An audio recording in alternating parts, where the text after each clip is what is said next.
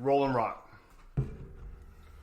Welcome everyone to the Hunt Podcast. This is episode number 10. I'm your host Kenny, and we have a special guest in today. This is Chris, aka VA Waterfowlers on Instagram. Chris, thank you so much for spending your time with us. Couldn't ask for another person to come in since Connor's still laid down. Yeah, he's got the flu. Yeah, it ain't no good. Absolutely.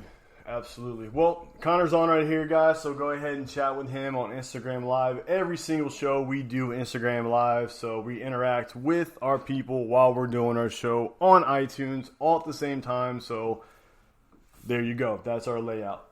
You can catch me at KennyC__outdoors on Instagram. Once again, this is VA Waterfowlers. And also we will have a little project going on here called The Hunt Company. It is a clothing brand created by your boys to show you some of the fire ideas that we have, and we want you guys to rock our shit without having to spend too much money. So let's help us help you guys, and let's go ahead and support each other in our endeavor. That's it as far as the intro and Instagram and all the social media stuff. I will do a little recap right now on the hoodies that were ordered last week. They are still in order. They should be here in between now and next week. I will keep you guys posted. I want to make sure I did my best when we were ordering, saying, hey, this is a random drop. This is a completely, I'm going to be doing this the same time you are, so we don't have any in stock. We're all ordering them together and wearing them for the first time together. So not forgetting about you. We got a spreadsheet of everybody who gets what and what gets who. So that's it. And Chris was nice enough to order one as well. So thank you, sir. Absolutely. So this episode, because we have a waterfowler on the show, and we haven't really done much of a waterfowl show, we're going to talk about turkeys. No, I'm joking. We're going to be talking about waterfowl. We can do that. Waterfowl hunting. Chris, you are a huge waterfowler. You are VA Waterfowlers. How has your season treated you so far? You know, I have to say, this season hasn't been the greatest. I've had some bad seasons. I had some good seasons. And this year has just happened to be another slow season for us. I mean, we've killed so far some ducks this year that we've never killed since I've hunted, and it's been pretty cool.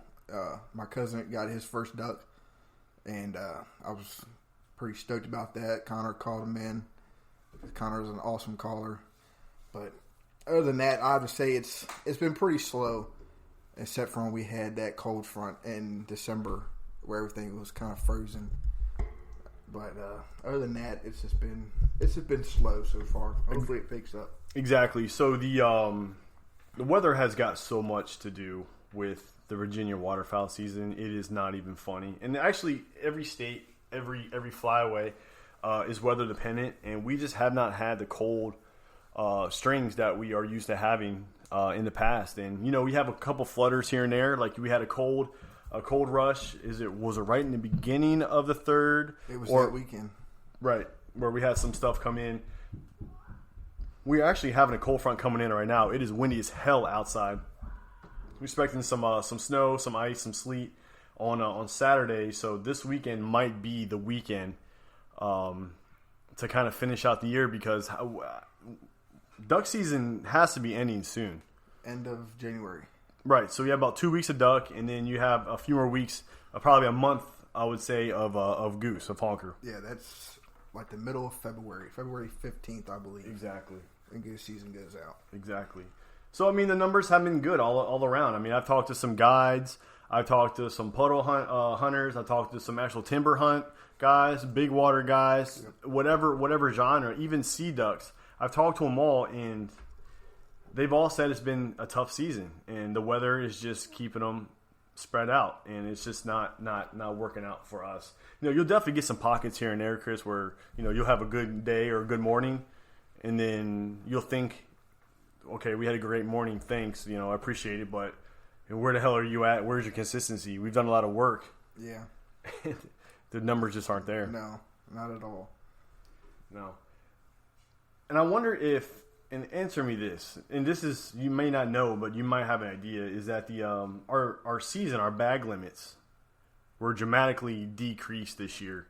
And I wonder if the weather up north, Canada, the whole pole area up top, North Pole area, all that had a lot to do with just the numbers being down. So the Virginia and I'm sure other states decided to lower the bag limits just so they can get the numbers back up. I mean, what do you think? Why do you think the reason for the bag limits being decreased is? I know for Virginia, it was when I was a kid, there was birds, a lot of birds. I mean, we used to kill a lot, and now everything for the past couple years, I've noticed. On my side, ducks have fallen down big time. And everything on the other side of 95 in King George area and all that area, they would hammer them. I mean, it's almost sad because you take, 6 people out and, the mallard limit was probably 6 back then. And, they're all going out just slaying the birds. And, I mean, that's got to have an impact on it big time. And especially with a lot of storms that they were having, out farther, Illinois, Kansas, all that area where they were having some killer storms. And, every place out that way that hunts migratory waterfowl, they've been having some serious crazy weather. And not just only us, but we haven't had the cold storms that they're having. Yeah. If we had the cold storms that they were having, I think we would have an awesome waterfowl season. Right, and it all goes back to weather. I mean, even the Midwest, the Mississippi Flyway, the whole flooded corn thing, all the flooded fields. I've even heard that their numbers were down. Louisiana, Arkansas, all that. I mean, you're not seeing that big buzz. And going to these guides, and a lot of these guys are reliant on these waterfowl seasons for them to make do for their family, for themselves financially. And when you see pictures now of some guys taking pictures of their group going out, and we had a 10-man limit, and if they're east of 95, they have 10 birds on the ground, and it's $200, $250 a gun. You have to start thinking to yourself, is it worth $200 for you to go out and shoot one honker? I mean, that's kind of where we are at. Yeah, and that's like with Travis. He's running his guide service, and I try to stay in touch with him throughout the season to see how he's doing. And I haven't really seen them posting up crazy amount of birds, but I mean, he the times I talked to him, he's also said that they've been having a pretty slow season compared to before. But I know one person who I give my hat to that is the most hardcore waterfowler I've met, and that would have been Bryce, the guy we went hunting with. Right. Yeah, Bryce, actually, we had a listener who was a listener through you. Yeah. You guys met through another page, and actually able to communicate with each other and actually meet up with each other. And this is the actual waterfowl hunt that you guys did. What type of hunting was it? Like, was it a timber? What kind of style was it?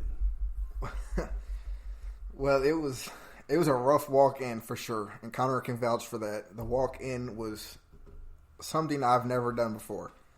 I mean, we were almost waist deep walking through a swamp. Right. And it was nice. It was a nice spot to wood duck hunt. He sat there all week, every evening, and watched birds. And he told me that, like, beginning of the week. He was going to watch this place all week for us, so that way he knew that we were going to have birds. So we get down there. Of course, it was going to be warm. So that already is our chance of, are we really going to see something? But you never know, because he was seeing them dive in there every evening, every morning he was there. He had wood ducks, mallards, honkers trying to dive in this place. And it was just the weather wasn't cold enough, I don't think, to have the woodies flying like they usually would do. So we end up getting skunked. Right. So this goes to show you that you can really spend all week scouting, being on the X, and then having the weather come in and completely erase your X. Yeah. And that's us as outdoorsmen, us as waterfowlers, us as deer hunters, us as turkey hunters. All of that we're all reliant on Mother Nature, and it's just crazy how she always wins, no matter what. No matter how much money you spend, no matter how much scouting you do, no matter how much gear you put out, no matter what gun you shoot, no matter what rounds or what shells you use, she's always going to win, and she's going to give you what you want. So it's just crazy. So you guys had a woody hunt. I'm going to assume it was a little bit of a timber action going on. And explain your style of hunting. What type of style do you? Are you more of an open water? Are you a field to hunt transition hunter? Are you are you in the trenches, knee deep or waist deep in water? Like, what's your style of waterfowl hunting? Let's see. I've started out my whole life hunting open water and field, so I guess you consider that. We'd catch them in their transition zones, going to food, going to water, whatever they were, going to at that point. So I guess you consider we were in the middle, and we would rotate because during wood duck season would come in. Dad would let me take off when I was a kid in school. I'd miss a day of school, and we'd go in the swamp and chase wood ducks. And we'd be like the same area as what it was when I was down in Dinwiddie. It was like a swampy timber, type of hunt for wood ducks. And it was awesome. And I don't know, it's just something about watching a big flock come in on the water and just do it dirty for you. I mean, I haven't done a big field hunt. I'd like to, but it's just something about hunting on water and watching 30 to 60 big honkers come in and just dive right in your water decoys. Right. I was lucky enough to do a lot of field hunting, and it was cut corn, and it was probably ankle height cut corn. So you put your layout blinds in there. You got a layout blind in your trailer. And you put your layout blind in there, you get it all, brushed in, get it all blinded up, and then, you get these birds that are literally coming in and landing on your lap. Mm-hmm. And you're able to make eye contact. I was able to shoot. I was actually also lucky enough to shoot a banded goose field hunting, and I was able to pick out the one that had the band and call my shot. Say, that one had bling, bling, bling, bling. And my buddy was like, what? What are you talking? Bling, what are you talking about? Because he shot a banded bird on the water the week before. Wow. He's like, Kenny, you have complete jewelry fever. And I'm thinking to myself, no, dude, you have no idea. I saw it. The sun hit it. It did it. And lo and behold, we found that bird and picked it up. And had bling. I'm on the banded brother list. So we gotta. It actually was banded 5 years prior to me shooting it in Saskatchewan. Wow. Way up north. It was crazy. It was crazy. So the style of hunting that we have, especially in Virginia, we'll have the open water. You'll have the field, I call it the beach, where you have the field transition area. So if you want to get one that wants to feed, or you get a flock that wants to feed, you're cool. If you get one that wants to come in the water and kind of loaf, you're cool. If one wants to come in through the water, you're cool as well there. Yeah. You got the field, and then you have the timber. And you've now timber hunted, or been around timber hunting.